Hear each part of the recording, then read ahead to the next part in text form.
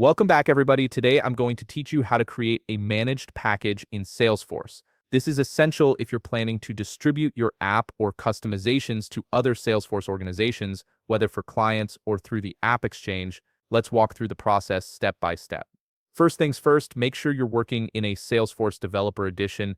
This is crucial because managed packages can only be created in Developer Edition or Enterprise Edition organizations with the proper licensing. If you're not already on one, head over to developer.salesforce.com and sign up for a free account. Once you're in your Developer Edition org, look for the gear icon in the top right corner of your screen and click on it from the drop-down menu that appears.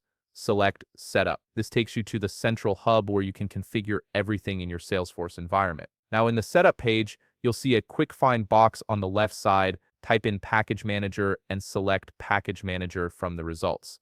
This is where all your package creation and management happens. In the Package Manager, you'll notice a section called Namespace Settings. This is a critical step because your namespace acts as a unique identifier for your package. Click Edit in the Namespace Settings panel to get started.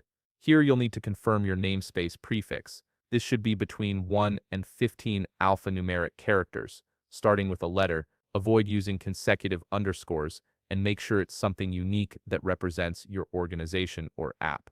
Think of it like a domain name. It needs to be distinct and memorable. After entering your namespace, look for the field labeled Package to be managed and select None from the dropdown. Then click Review to verify everything looks correct.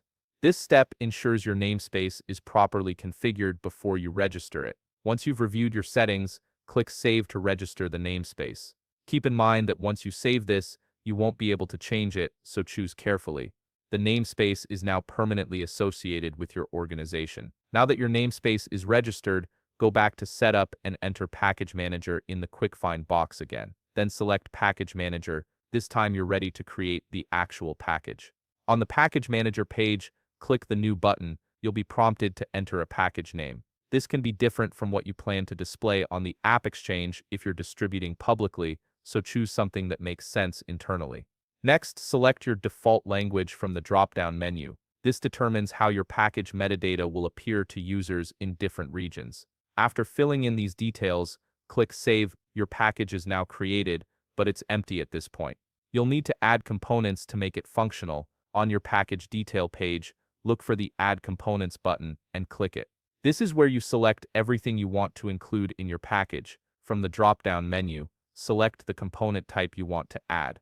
This could be custom objects, Apex classes, Visualforce pages, or any other customization you've built. The system lets you filter by letter and navigate using Next Page or Previous Page buttons, or you can adjust how many items display by clicking More or Fewer. Once you've found the components you want, select them from the list and click Add to Package. Don't worry about related items like custom fields or related lists. Salesforce automatically includes those dependencies when you add the parent component. Repeat this process until you've added all the components your package needs. Take your time here to ensure nothing is missing, as this determines what functionality your managed package will provide. And that's it. You've successfully created a managed package in Salesforce with all your custom components included. If you found this video helpful, please leave a like, subscribe, and see you in the next video.